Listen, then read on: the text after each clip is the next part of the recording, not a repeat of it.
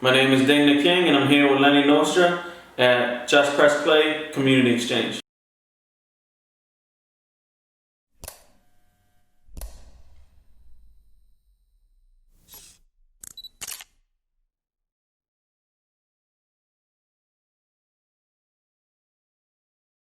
Yo, welcome back to the Community Exchange Podcast. Your host, Lenny Nostra. I'm here with my man, Ding the King 215, man. What's up with you, man? What's going on? What's going on? I'm feeling good. You Yeah, feeling not good, much. man? Yeah, beautiful day today, man. Well, a lot of people may not know you or know about you, but tell the world a little bit about yourself, man. Yeah. My name is Ding. I'm from South Philly. Well, basically, I grew up in South Philly. Okay. I've been doing a little stand-up comedy. Been doing a little acting. Kind of doing everything right now. Kind of being pretty busy. I'm actually writing a book too. So yeah, I just been staying busy, trying to stay consistency, and trying to, I'm just grinding out there. Really. That's what's up, man. I wrote a book too, man. That's what's up. How the process going with the book, man? I'm still writing, and I'm in all the editing part and writing. So it's been going on. I've been doing it for about 2 months, and I'm looking to really perfect this book. And the book is just basically about my lifestyle. Coming to America, my whole family, and just how we made it this far, because it's pretty interesting. I don't want to get into too much details, but Right. I came into America when I was probably 3 months old. Living in Philly in the city, so that's why when people see me and they hear how I talk, they're like, oh shit, you don't sound. You don't sound Asian. Right. They look at me. They're like, you don't sound Asian. I'm like, what is Asian people supposed to sound like? And It's funny. Where in Asia, where you from? Because I had a friend. I grew up in school, right? And we became friends on like a weird, funny shit. Because in the beginning, I was like, yo, Chinese boy. I said, yo, Chinese, but I didn't know his name. And I wear glasses all the time. He was like, what's up, Urkel? And when he said it, I just bust out laughing. And I'm like, yo, what's up with you? But he was like, he's Laos. and that's what I am. And I'm Laos. And he was Laos. And his name, his name was Boon Savat Savat. That was his name. That's how you know they Laos, but they got a long ass name. But he was like, yo, just call me Ed. That's what he said. Just call me Ed. But he was a cool dude, man. But yeah, that's you from Laos. You Laos? Yeah, Laos. Okay. That's where a lot of the Laotian populations. We're South Philly around 7th Street. Then you got North Philly and West. And how I got into this whole comedy game and this whole acting. Well, I actually always enjoyed acting, even since I was little. Just pretending, and I used to try to with the old camcorders. Right. Yeah, just shoot funny skits and everything. And then as I got a little older, with the whole social media thing, how I really wanted to get into comedy. Everybody know who Michael Blackson is, right? Right. So if you go on his page, you'll see a couple of me and him actually exchanging roast. Okay, so he actually got me real good, in a roast, and I actually got him back.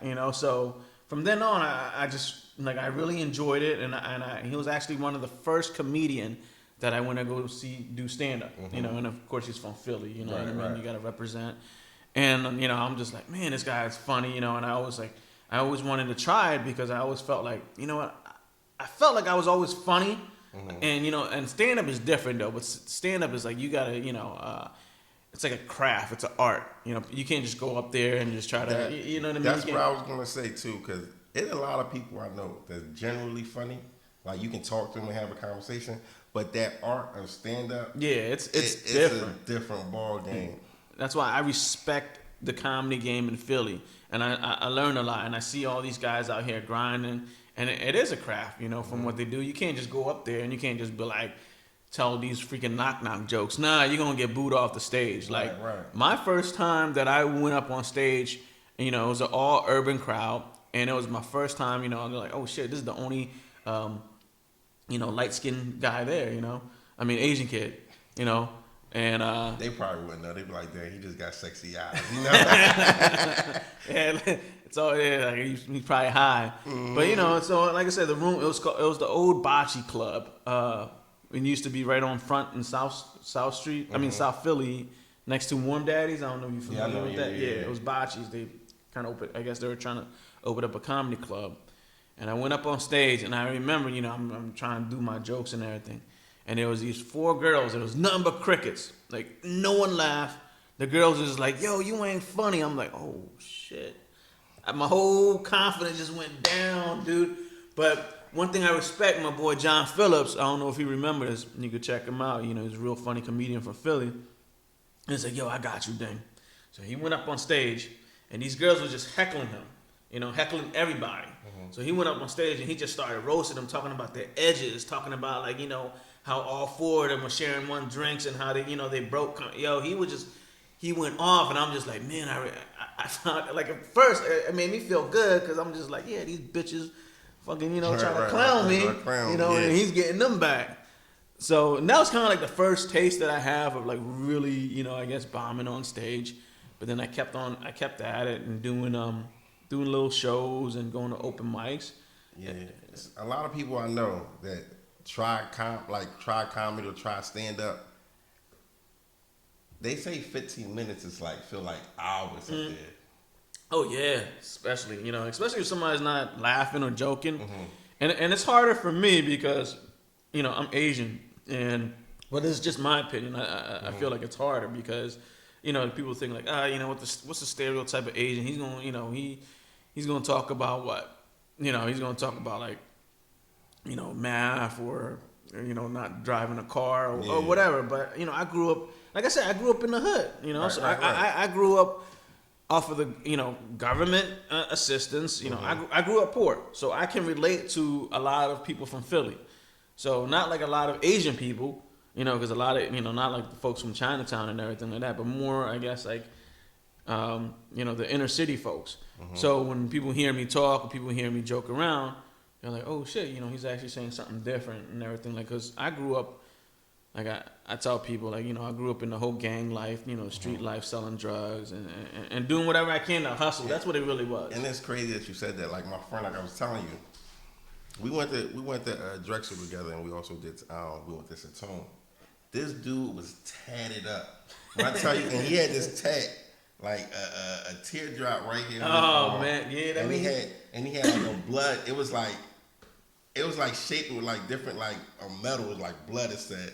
So I'm like, yo, what's up with these tattoos? Like, are you a gang? He like, no, I just liked it. That's what he just said. He bullshitting, man. That teardrop on his hand, I mean, he had to do some work, you know what I mean, to get. He had the teardrop. He had another one on his other arm. It was just like, it was like one line coming down, another 2 like this. Because at the end, like I knew, I was like young at the time. I was like 18, 19. Never knew nothing really about South Philly because he was from South Philly. Yeah. And then he used to talk to me about the stuff. I was like, yo, it's just funny when I look back and I'm like, yo, this nigga used to be on some shit. Yeah. He never act like it though. He was act quiet.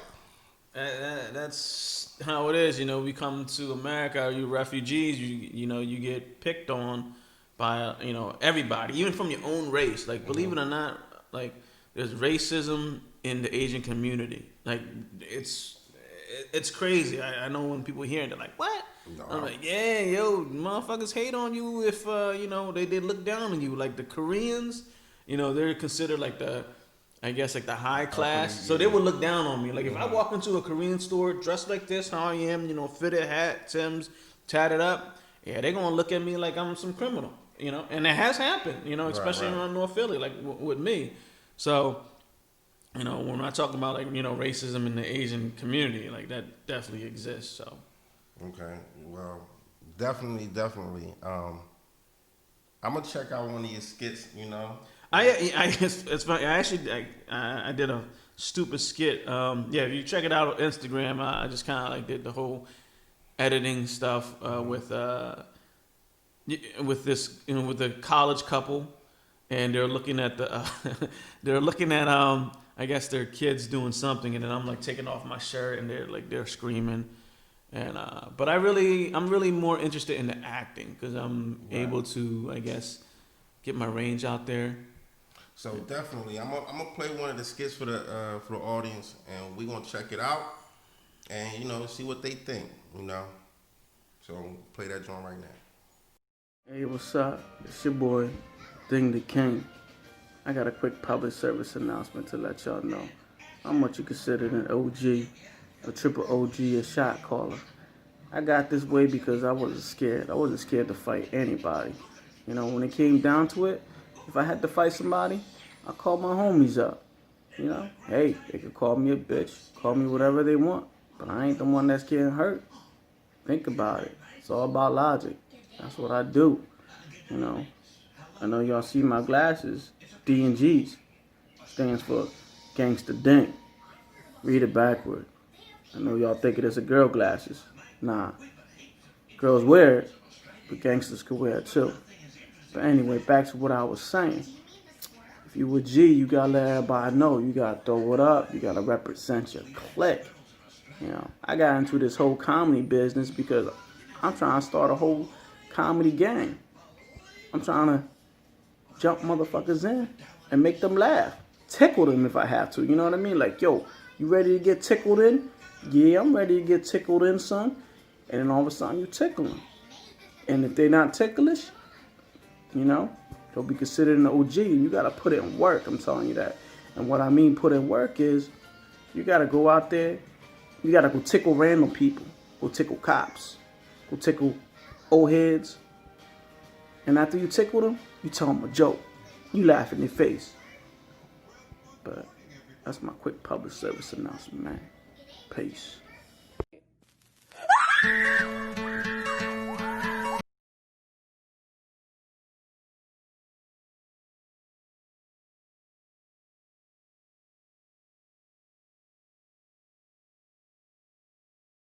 There's no way. Hope when the water No way. rises, you built a wall. No way.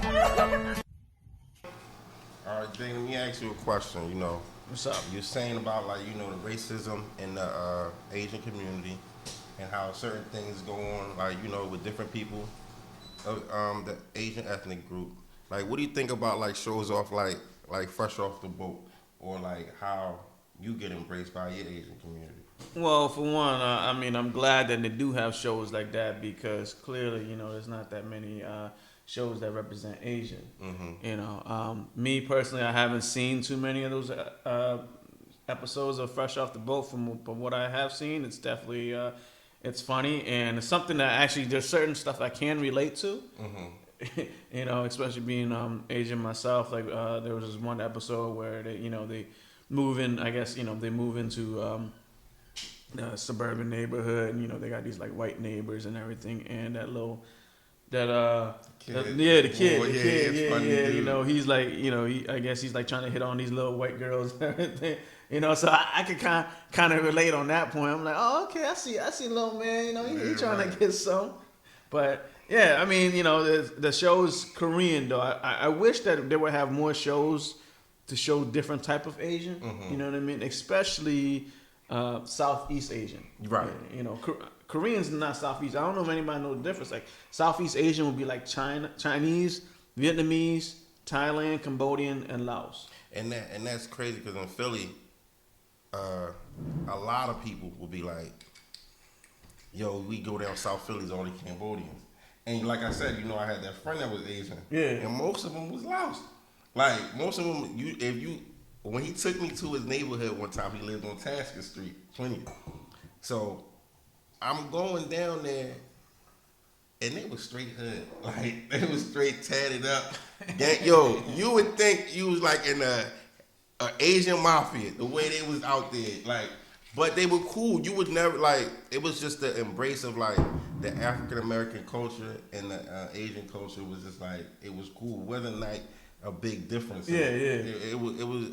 We got embraced. And this is also part of our culture, like drinking. So it's like if you're hanging with, especially Asian folks, if if they're real Asians, if you're hanging with Asian folks, they're gonna get you drunk. Right. You know what I mean? I'm being dead honest. Like if you hang with Asian people and they don't offer you nothing to drink, nah, they ain't Asian. Just say it straight up. You know what I mean? Real shit. Yeah, real shit. That's why I'm talking from our school. All Asians, fuck like that. that's all we do is just drink, and it's considered disrespectful you know, if you don't take a shot. That's why I don't hang with them too much, because they try to get me Get you drunk. drunk? Yeah, they do. Like, you know, to the point where you're laying in bed and you're just like, oh shit, I'm fucked. Now, motherfucker, get up. We're gonna drink some more. You know.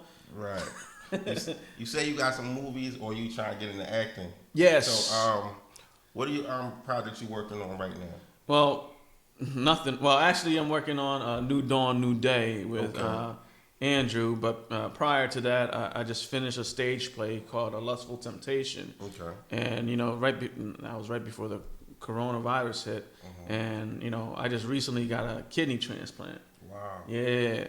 So I've been taking it easy from the whole acting scene, and I've been just kind of like, you know, recovering and keep it to myself. But, you know, I definitely plan on getting back out there and hitting it hard, you know. And I'm blessed. Like, I feel really blessed just to have a second chance at life. And this is something that a lot of people don't talk about, is that Asian people, you know, we're like one of the top ethnic groups for kidney disease. Same thing with like black folks, you know what I mean? Right. And you know, that's what happened to me. They don't know, you know, they don't know what caused my kidney to fail, and then I needed a kidney transplant. And, you know, I'm blessed to have a donor that actually, you know, stepped up and, you know, donated me a kidney. And, you know, it just gives me a second thought about life.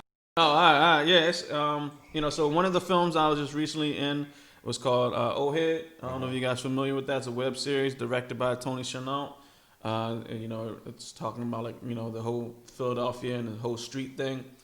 And the character that I play is a gun runner. And, you know, one thing I like about acting is, like, I'm actually not playing, like, those stereotypical Asians or those stereotypical roles that an Asian person would get. Like what? You know, like a nerdy motherfucker or somebody that's like an IT tech. No, I'm actually getting to play like a bad guy, like a street guy. So I'm loving that.